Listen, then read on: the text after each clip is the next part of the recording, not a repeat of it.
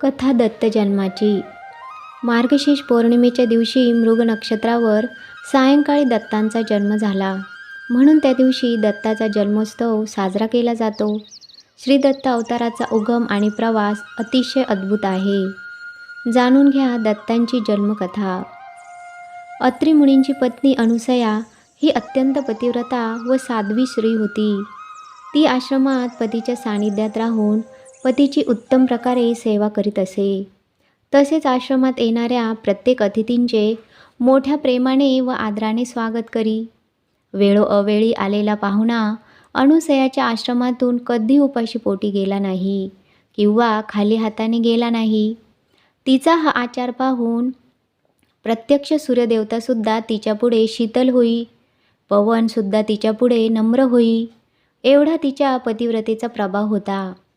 पतीबद्दल तिच्या ठायी असलेली अनन्य भक्ती व लोकांबद्दल असलेला आत्यंतिक आदर यामुळे तिचे नाव साध्वी व पतिव्रता स्त्री म्हणून सर्वतोमुखी झाले. ही वार्ता अर्थात नारद मुनींच्या सुद्धा कानावर पडली.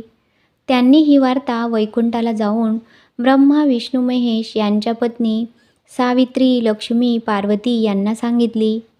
तेव्हा साहजिकच त्यांना या अनुसयेबद्दल मत्सर वाटू लागला.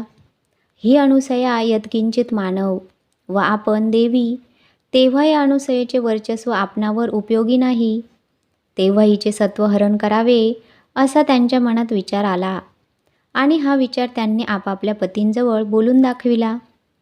त्रयमूर्ती म्हणजेच ब्रह्मा विष्णू महेश संतप्त झाले आणि म्हणाले, ती पतिव्रता कशी आहे ते आम्ही पाहतो व तिचा व्रतभंग आम्ही जरूर करतो. अशी प्रतिज्ञा करून त्या तिघांनी ब्राह्मणांची रूपे घेतली. शुभ्र धोतर, अंगावर रेशमी उपरणे, यज्ञोपवीत आणि हातात कमंडलू अशा रूपात ते तिघे अत्रिमुनींच्या आश्रमात आले. भर दुपारची वेळ होती.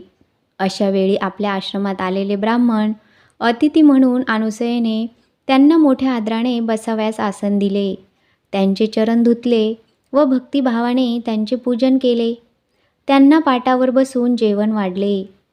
पण तिला अतिथी म्हणाले, आम्हास विवस्त्र होऊन अन्न वाढावे. हे ऐकताच अनुसया चिंतन करीत मनात म्हणाली, हे कोणी सामान्य साधू नाहीत, तर हे माझे सत्व पाहण्याकरता आले असावे. यास जर विनमुख पाठविले तर माझ्या सत्वाची हानी होईल.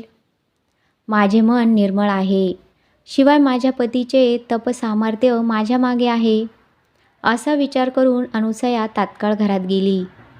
त्यावेळी तिचे पती देवाजवळ ध्यानस्थ बसले होते. त्यास ही सारी कथा निवेदन केली. तेव्हा मुनींनी अंतर्ज्ञानाने हे सारे ओळखले व आपल्या पत्नीस एका पंचपात्रात गंगोदक देऊन म्हणाले, हे गंगोदक त्या अतिथींच्या अंगावर उडव व त्यांना इच्छाभोजन दे. तेव्हा पतीच्या आज्ञेप्रमाणे तीर्थाची पंचपात्री हाती घेऊन अनुसया आश्रमाबाहेर आली. हातातील गंगोदक त्या तिघांवर उडवले. तो काय झाले, त्या गंगोदकाचा स्पर्श होताच ते तिघे अतिथी तत्काळ बालक झाले. तेव्हा अनुसयेने तात्काळ त्यांना उचलून कडेवर घेतले आणि ती बालके रडू लागली. तेव्हा त्यांना भूक लागली असेल असे समजून अनुसयेने त्यांना यथेच्छ स्तनपान करविले. त्यांचे पोट भरल्यानंतर त्यांना पाळण्यात घालून थोपटून झोपवले. स्वर्गलोकात तीनही देवस्त्रिया आपल्या पतींची वाट पाहू लागल्या. तेव्हा नारद मुनी अत्री मुनींचा निरोप घेऊन स्वर्गलोकी आले व घडलेली घटना सांगितली. त्या चिंतग्रस्त झाल्या. त्या तिघी अनुसयेकडे गेल्या. तिची त्यांनी करुणा भाकून झालेली सारी कथा निवेदन केली व अनुसयेची क्षमा मागितली. अनुसयेस दया येऊन तिने हा वृत्तांत आपल्या पतीस सांगितला. तेव्हा अत्रिमुनींनी पुन्हा गंगोदक देऊन ते त्या बालकांवर शिंपडण्यास सांगितले. तेव्हा हातात तीर्थाची पंचपात्री घेऊन अनुसया बाहेर आली. त्या बालकांवर गंगोदक शिंपडले. तेव्हा ती बालके पूर्ववत देवस्वरूप झाली.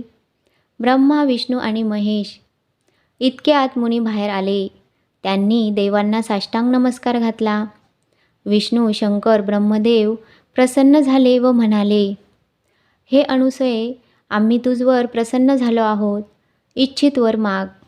तेव्हा अनुसूयेने तिघे बालक म्हणजेच ब्रह्मा विष्णू महेश माझ्या घरी 3 मूर्ती एकरूप होऊन पुत्राप्रमाणे राहू देत, असा वर अनुसूयेने मागितला. तेव्हा तथास्तु असे म्हणून देव अंतर्धान पावले. अशा तऱ्हेने मार्गशीर्ष शुक्ल चतुर्दशीच्या दिवशी दत्तात्रेयांचा जन्म झाला. 3 शिरे 6 हात आणि तेजस्वी अंगकांतीचे ते बालक पाहून सती अनुसूयेला अत्यानंद झाला. ती पतिव्रता स्त्री खरोखरच धन्य होय. तेव्हापासून आजपर्यंत मार्गशीर्ष शुक्ल पौर्णिमेला प्रदोषकाली दत्त जयंतीचा उत्सव प्रतिवर्षी साजरा होतो. कथा आवडली असल्यास लाईक करा, शेअर करा आणि अशाच पौराणिक कथा ऐकण्यासाठी माझ्या चॅनलला सबस्क्राईब करा. धन्यवाद.